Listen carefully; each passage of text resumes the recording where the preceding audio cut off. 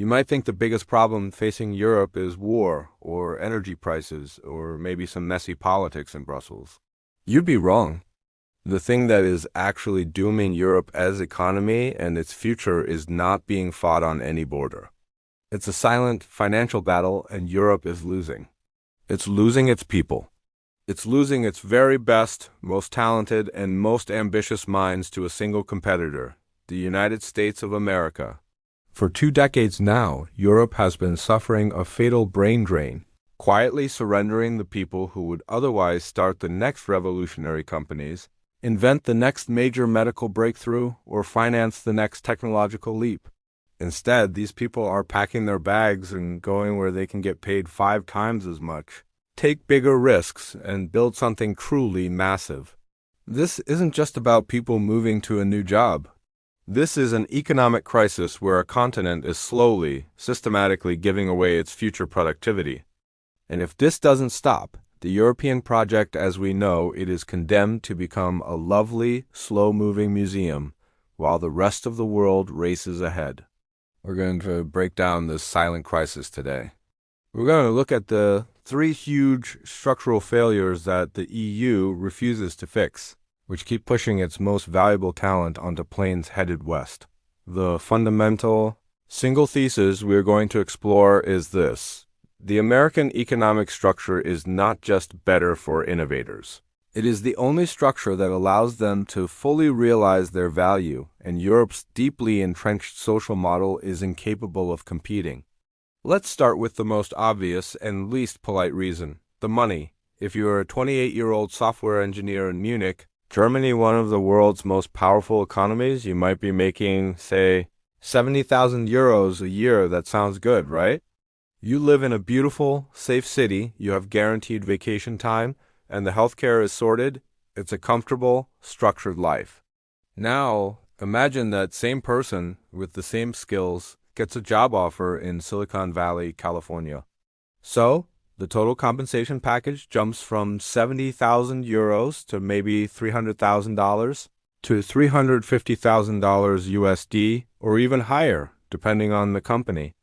Even after accounting for the higher cost of living in California and the massive expense of American healthcare, that German engineer is still left with an exponentially higher amount of pure, disposable wealth. This isn't just a difference in salary. It's a difference in life-changing wealth creation. This isn't just happening in tech. Think about finance. If you are a world-class financial analyst or a quantitative strategist with a PhD in theoretical mathematics, you might be working for a major bank in Frankfurt or Paris. You're respected, you're important, and you're probably making a solid upper-middle-class income. But if you take those same skills to Wall Street in New York, suddenly you are playing in a league where multi-million-dollar bonuses are common, not rare. The scale of the money is fundamentally different. The problem for Europe is that their entire economic model is built around a concept of equality and social cohesion. They want the gap between the highest paid person and the lowest paid person to be relatively small. They achieve this with high progressive taxes and heavily regulated compensation structures. They use that tax revenue to fund those wonderful social programs, the generous pensions, the long parental leaves, the cheap university tuition. It's a beautiful, functioning, and stable model for the average citizen. But the moment you are an extraordinary citizen, the kind of person who generates 10 times the value of the average person, the system starts to punish you. The tax rates climb quickly, and a huge chunk of your wealth goes toward funding benefits you may never even need. In the U.S., the attitude is the opposite. If you generate extraordinary value, you should be compensated in an extraordinary way. The tax system, while complex, is designed to incentivize capital gains and risk-taking. This means the rewards for being truly excellent are astronomical. Now, why is this a fatal problem? Because talent is not distributed evenly.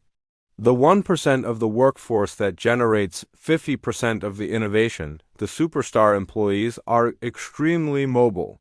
They look at the global market for their specialized skill, and they see that the European offer is, quite frankly, a bargain basement price compared to the American one. Europe is essentially trying to buy a $300,000 product with $70,000. They can't. And every time a European superstar coder or a top-tier biotech researcher accepts that U.S. offer, Europe loses decades of potential innovation that would have stayed within their borders. They lose the next company, the next breakthrough, and the next generation of wealthy, tax-paying citizens. This is a perpetual loop. Less high-value talent means less innovation, which means slower economic growth, which means less tax revenue, which means the gap only gets bigger. It is a doom loop in slow motion. This leads us to the second and arguably deeper structural problem, the lack of capital. Let's be clear, Europe has incredible universities. They produce brilliant, highly educated graduates in every field: engineering, AI, medicine, you name it. They have the human capital.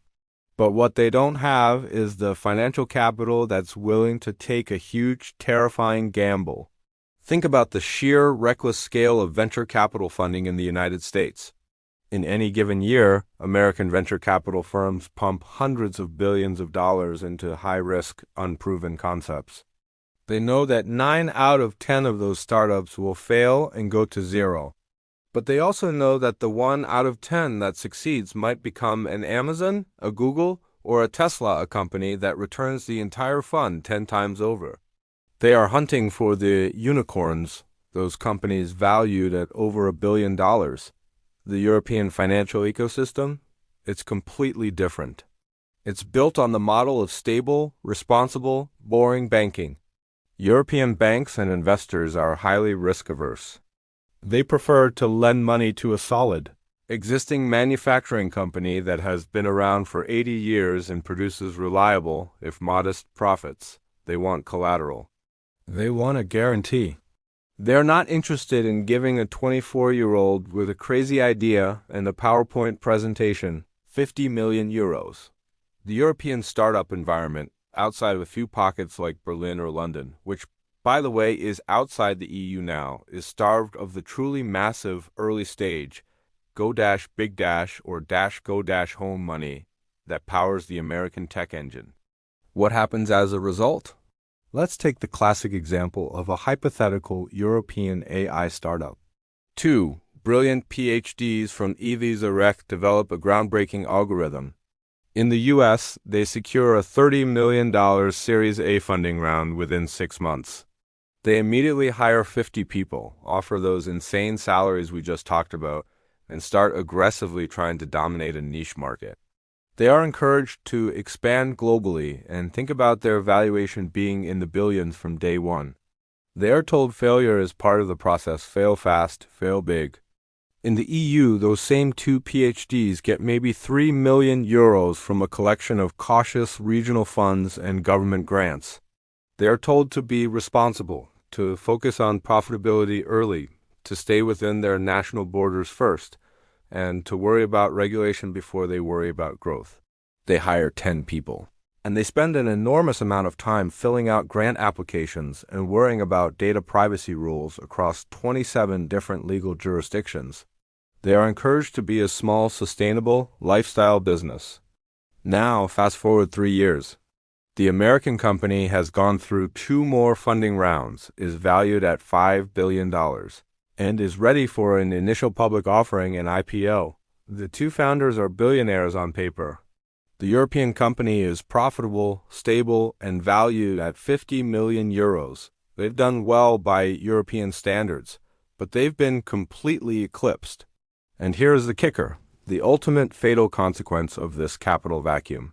The European company will eventually be acquired by the American company. The European founders, realizing they cannot access the capital required to compete on a global scale, and looking at the multi-billion-dollar payday offered by the American giant, sell out. The intellectual property, the groundbreaking algorithm developed in Zurich, is immediately transferred to the U.S. The jobs, the future tax revenue, and the market power now belong to America. Europe is not building companies. It is building targets. It is effectively subsidizing the research and development for U.S. corporations. It's a conveyor belt where the EU pays for the basic research, The U.S. supplies the reckless, multi-billion-dollar expansion capital, and the talent follows the money. This issue of capital is so deeply entrenched in the European culture of prudence and caution that it is almost impossible to fix. It's a fundamental difference in philosophy. The U.S. chases the outlier success, while Europe prioritizes the average security. In the 21st century, with digital, scalable businesses, the system that favors the outlier always wins. The system that favors the average person is doomed to perpetual mediocrity. But even if Europe somehow fixed the money and the capital problem, they would still face the greatest hurdle of all. This is the hardest part to talk about because it involves culture, which is far more difficult to change than a tax law. The European dream, the life it offers, is not about becoming mega rich. It's about being safe. It's about a guaranteed minimum standard of living. It's about having a strong safety net. The U.S. dream is the opposite. It's about the maximum potential reward, regardless of the risk of catastrophic failure. In Europe, if you start a company and it fails, you still have your health care, your social security, and your ability to bounce back relatively quickly. But because that net is so wide and comfortable, it can become a cultural cushion that discourages the truly high-stakes risk-taking that creates the world-changing companies. In the U.S., if you start a company and it fails, you might lose everything. You might be financially ruined for a decade. Your health insurance might vanish. But because the failure is so financially and personally terrifying, the drive to not fail and the corresponding hunger for massive success is exponentially higher. This creates a cultural environment where ambition is rewarded with almost religious fervor. Consider the European attitude towards failure. In many countries, failing a business carries a significant social stigma. It can mark you as irresponsible or incompetent. The financial system itself is often punitive toward entrepreneurs who fail. In Silicon Valley, failure is often worn as a badge of honor. It proves you tried, you learned, and you are ready for the next, even bigger attempt. Investors are often more willing to back an entrepreneur who has already had 2 spectacular failures than one who has never failed at all, because the person who failed has learned expensive, invaluable lessons. They call it failing fast and often. Europe's cultural aversion to failure is a fatal block on innovation. When the rewards are capped by high taxes and the punishment for failure is socially painful, the calculation for the most talented people becomes simple. Why bother with the incredible risk of a startup when I can have a safe, comfortable, high-status, salaried job? And if they do want to bother, if they are one of those rare, truly ambitious, risk-tolerant individuals, they immediately look across the Atlantic, where the rewards are uncapped and failure is a prerequisite for success. They are drawn to the cultural energy of a place that values disruption, not stability. This problem is compounded by Europe's immense regulatory burden. The most famous example is GDPR, the data privacy regulation. While it has been great for consumer rights globally for a tiny European startup trying to compete with Google or Facebook, the legal cost of compliance, the complexity of managing data across all those member states, and the fear of massive fines become an insurmountable barrier. The giants can afford the compliance lawyers. The startups cannot. This is an example of the EU using regulation to protect its citizens from the digital age, but in the process, dooming its own ability to create the next digital giant. They have effectively outsourced the future of the internet to the US and China. The result of these 3 pillars, the salary cap, the capital vacuum, and the cultural aversion to risk, is a slow, unstoppable leakage. It's not a single dam bursting. It's a million tiny hairline cracks that are draining the lifeblood from the continent. To understand how truly condemned Europe is on this path, you have to look at history. When a society or a state starts losing its best and brightest, it is the first, clearest sign of systemic decline. Think about the collapse of the Soviet Union. One of the reasons they ultimately failed to compete with the West was not just the economic system, but the brain drain of ideas. Their most brilliant scientists, engineers, and thinkers were either stifled by bureaucracy and political repression, or they defected to the West. The brightest minds were not allowed to create or to take risks, and so the entire system stagnated technologically and economically, eventually becoming a brittle relic. Europe today is not politically oppressive, but its economic structure is just as stifling to top-tier talent. It offers safety when the talent is looking for freedom and scale. Look at the United Kingdom after the loss of its empire in the mid-20th century. While it remained a great nation, the best and most ambitious people, the ones who saw opportunity elsewhere, left in massive numbers for America, Canada, and Australia. The UK went through decades of economic weakness, often referred to as the British disease, because the engine of ambition had been hollowed out. Europe is walking down a similar gentle slope. It's not a crisis you see in the daily news. It's a generational crisis that will only become fully clear 20 years from now. By then, the talent that left today will have built the next trillion-dollar companies in America, and Europe will be trying to figure out why its economy has not grown in 2 full generations. The brain drain is not just the loss of a person. It is the loss of a multiplier effect. When a brilliant engineer stays in Berlin, they might start a company that employs 50 people, generates a new tax base, and inspires 100 other students to study engineering. When they leave for San Francisco, all that wealth, all that innovation, and all that inspiration is transferred out of the EU. The fatal mistake Europe is making is believing that its social model is sustainable without the wealth generated by innovation. It is clinging to the idea that a continent can be a regulatory, social welfare paradise while simultaneously maintaining global economic power. The reality is that the safety net can only be paid for by the extreme, risk-driven wealth generated by the world's most ambitious people. If you drive those people away, you eventually lose the ability to afford the society you cherish. The silent crisis facing the European Union is not political or geographic. It is existential. It is the steady, quiet surrender of its most valuable resource, its human talent.